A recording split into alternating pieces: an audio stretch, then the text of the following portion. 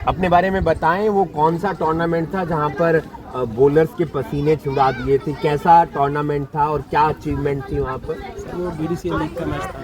एक अच्छे लेवल का मैच होता है जिससे दिल्ली की रणजी ट्रॉफी की टीम बनती है जो उसमें परफॉर्मेंस करता है। तो एज अ प्रोफेशनल प्लेयर दो प्लेयर बाहर के स्टेट के भी खेल सकते हैं उसमें हर टीम में। अच्छा, तो आप दिल्ली की टीम से खेल रहे थे? मैं प्रोफेशनल क्रिकेटर खेल रहा था, मतलब प्रोफेशनल प्लेयर खेल रहा था। बाकी लड़के दिल्ली के थे, 2-3 लड़के बाहर के हो सकते हैं किसी और स्टेट के, क्योंकि मैं हरियाणा से खेल रहा था। तो वो BDCL लीग का मैच था और मेरा दिन था अच्छा, और लगते गए छक्के तो 2-3 लगे। फिरोजशाह कोटला की बात? फिरोजशाह कोटला नहीं सर, DDC में मतलब बहुत सारे ग्राउंड है, वो DDC के अंडर आते हैं। सेंट्रल सेक्रेटेरिएट ग्राउंड है, वहाँ पे मैंने 6 छक्के मार दिए। तो वो उस दिन नींद आ गई थी? नहीं, मैं खुश था। जैसे वो मतलब सबको लगेगा कि मैं उस मैच से 1-1.5 महीना पहले ही जिस हिसाब से प्रैक्टिस कर रहा था, तो मैं दोस्तों में मजाक में बोलते रहता था कि मेरे को थोड़ा ढंग से बॉल डालना, वरना मैं मतलब वहाँ मुझे ना कलंक बोलते हैं कि कलंक लगा दिया बॉलर को। तो यही था कि तो मैंने सबसे पहले सुमित नरवाल भैया को फ़ोन किया वो मैच खत्म होती कि मैंने ना उसको कलंक लगा दिया बॉलर को। मतलब बस ये मेरे दिमाग में, मतलब जैसे मैं प्रैक्टिस करता था, मतलब नॉट एरोगेंस में नहीं बोल रहा मैं, मेरे को ऐसा लगता था कि मैं स्पिनर को किसी दिन मैं 6 छक्के मार सकता हूँ। स्पिनर्स था सामने? वो स्पिनर था सर, वो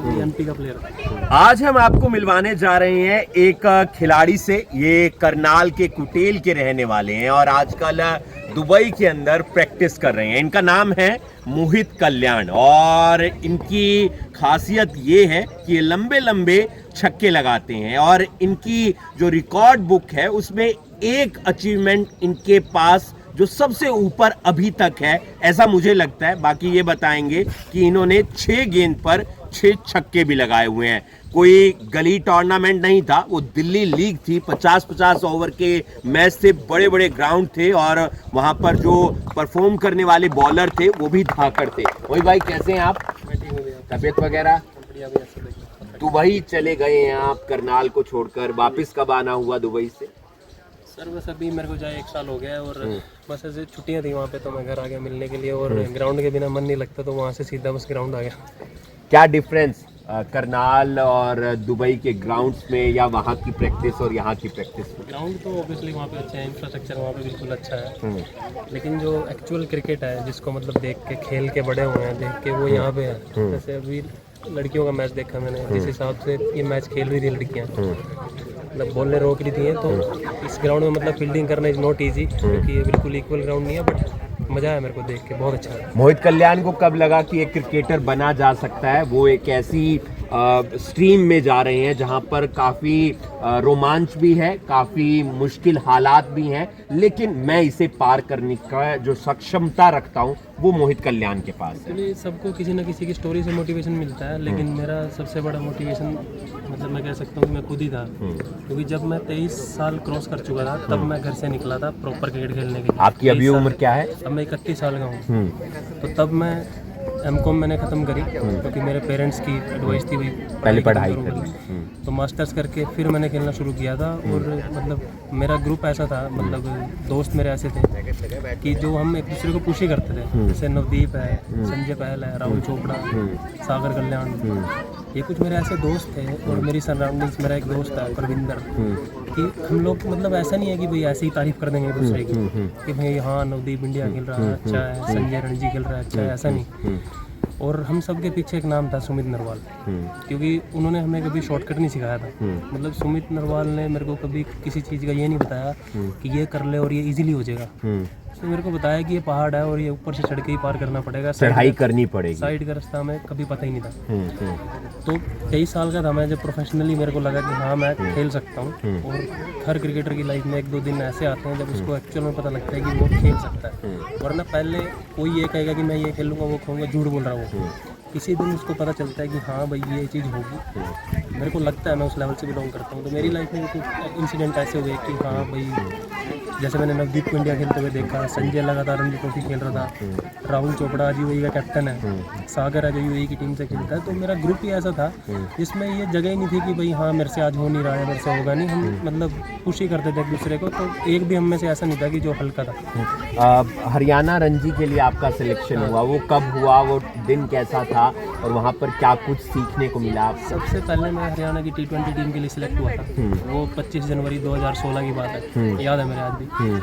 उस टाइम पे मैंने T20 टूर्नामेंट टूर्नामेंट होता है जो जिसके बेस पे आप कह सकते हैं कि IPL की टीम बनती है। तो उसमें मेरा सिलेक्शन हुआ था, मैंने उसमें कैंप में सबसे ज़्यादा रन बनाए थे, तो अब मेरा जाके उसमें सिलेक्शन हुआ था। बट अनफॉर्चुनेटली उस टाइम टीम इतनी अच्छी थी, मेरे को प्लेइंग 11 में चांस नहीं मिला। बट मैं टीम के साथ था और वो मेरे लिए बहुत बड़ी बात थी, क्योंकि मैंने जैसे पहले बताया कि मेरे को उस वक्त प्रोफेशनल क्रिकेट खेलते हुए 1-1.5 साल ही हुआ था, और पहले ही साल में रणजी ट्रॉफी कैंप में आ गया था। उसके बाद अगले साल मैं डिस्ट्रिक्ट में दोबारा परफॉर्मेंस करके तो दोबारा मेरा उसमें सैयद मुश्ताक अली की टीम में मेरा नाम आ गया। तो वहाँ पर कैसा कुछ, बहुत अलग अलग राज्यों से खिलाड़ी पहुँचते हैं टूर्नामेंट खेलने के लिए, बहुत कुछ सीखने को मिलता होगा। वो टूर्नामेंट सर इंडियन क्रिकेट का कोर है, रणजी ट्रॉफी, सैयद मुश्ताक अली ट्रॉफी। अब लोग देखते हैं कि IPL में वो छक्के मार रहा है, बॉल डाल रहा है, बट जो कोर है वो सैयद मुश्ताक अली ट्रॉफी है, वहीं से लोग पिक होते हैं। जैसे सुमित नरवाल भी है सबसे पहले, मतलब सुमित नरवाल ही एक ऐसा नाम है जिसको देख के मतलब करनाल का क्रिकेट थोड़ा सा बड़ा हुआ है, जो वो सुमित नरवाल है। नवदीप सैनी इंडिया के लिए खेला है, अंशुल कंबोज लड़का है वो भी इंडिया के लिए खेलेगा और वो इंडिया से खेल भी रहा है। बट जब क्रिकेट की बात आएगी ना, तो मैं हर हाल में नाम सुमित नरवाल का ही लूँगा पहले, क्योंकि उनसे पहले किसी को लगता ही नहीं था कोई क्रिकेट खेल लेगा यहाँ पर। उसका लगता था छोटा शहर है, कौन खेलेगा।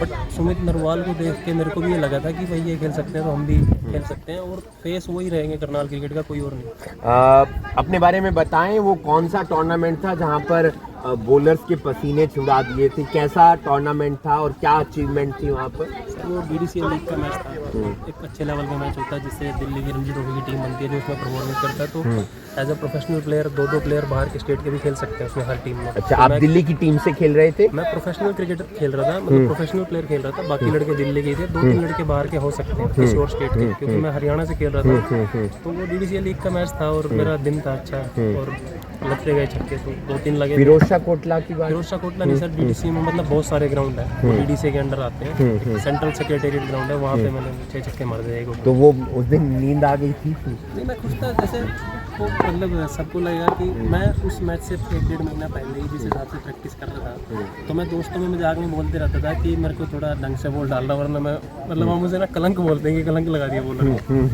तो यही था कि तो मैंने सबसे पहले सुमित नरवाल भैया को फ़ोन किया वो मैच खत्म होती कि मैंने ना उसको कलंक लगा दिया बॉलर को। मतलब बस ये मेरे दिमाग में, मतलब जैसे मैं प्रैक्टिस करता था, मतलब नॉट एरोगेंस में नहीं बोल रहा मैं, मेरे को ऐसा लगता था कि मैं स्पिनर को किसी दिन में 6 छक्के मार सकता हूँ। स्पिनर था सामने? वो ऑफ स्पिनर था सर, वो MP का प्लेयर था।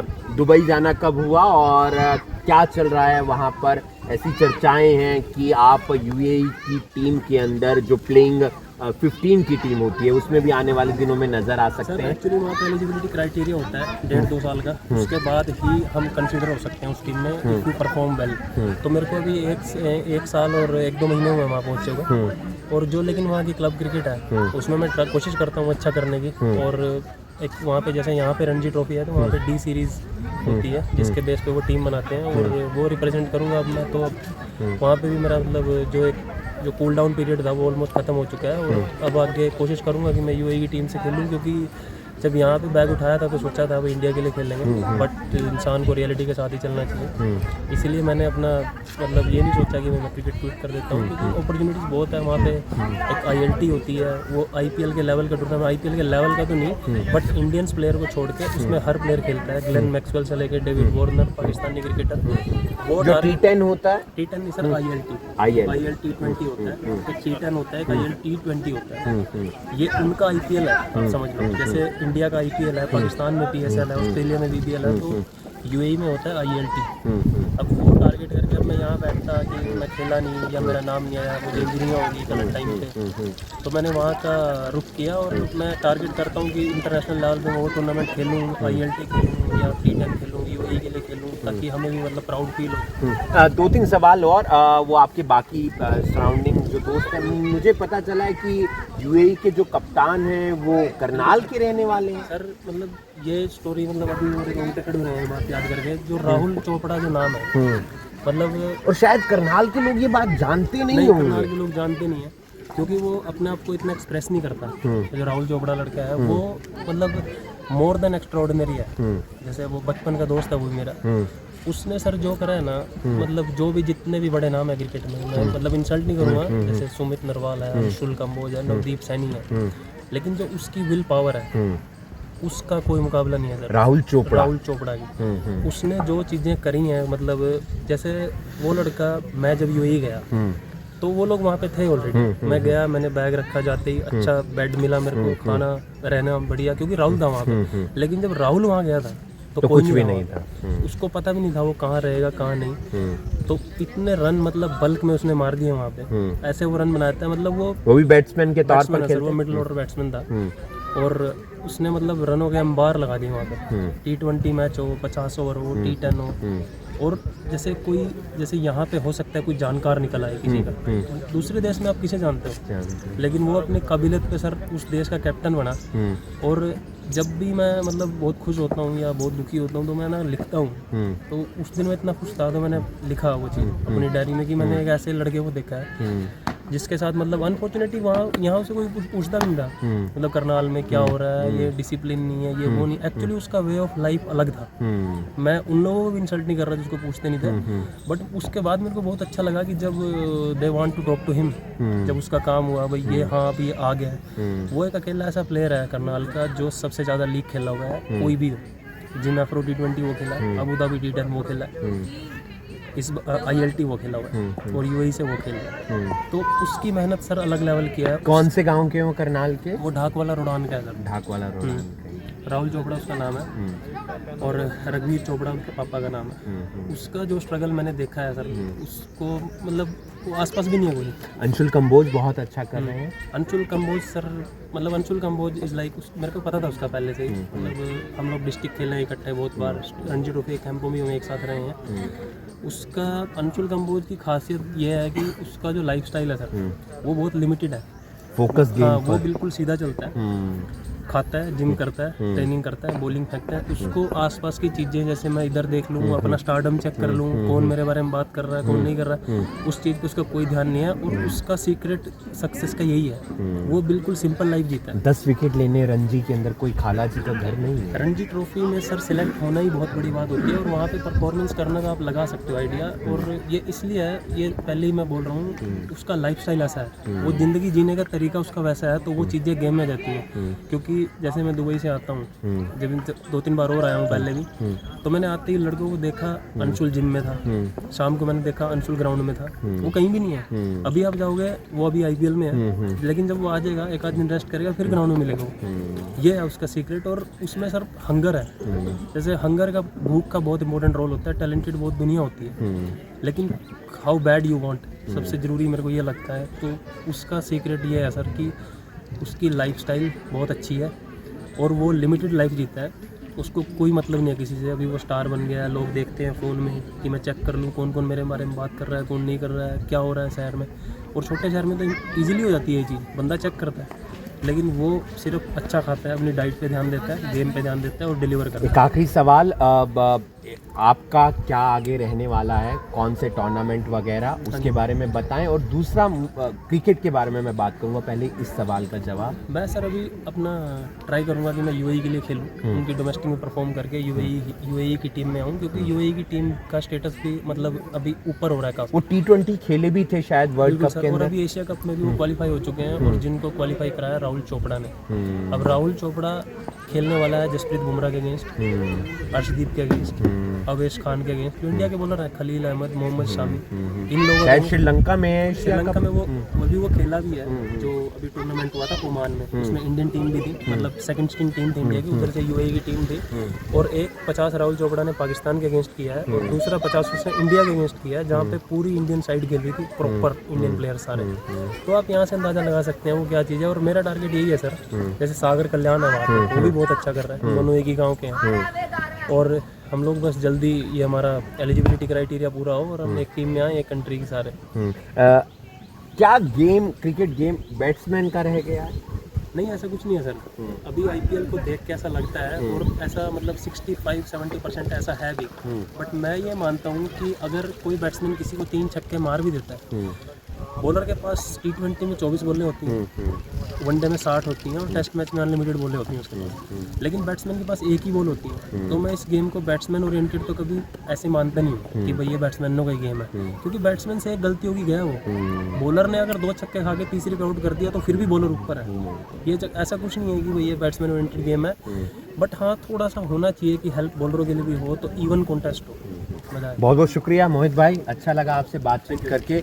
बहुत सारे लोग स्ट्रगल करते हैं और वो जब आगे बढ़ते हैं तो जाहिर सी बात है उनकी कहानी आप तक पहुंचे, ये ज़रूरी हो जाता है। उनमें से एक नाम है मोहित कल्याण और एक नाम जिसका बार बार जिक्र हुआ वो है राहुल चोपड़ा, जो कि हमारे ढाकवाला रोडान के रहने वाले हैं। वो कभी आएंगे करनाल तो उनसे भी बातचीत करने का मौका मिलेगा। वो यूएई टीम को रिप्रेजेंट करते हैं और मोहित भी अपने काम में अब आगे बढ़े हुए हैं। उम्मीद करते हैं कि जल्द से जल्द वो भी यूएई के लिए खेलते हुए नजर आएं।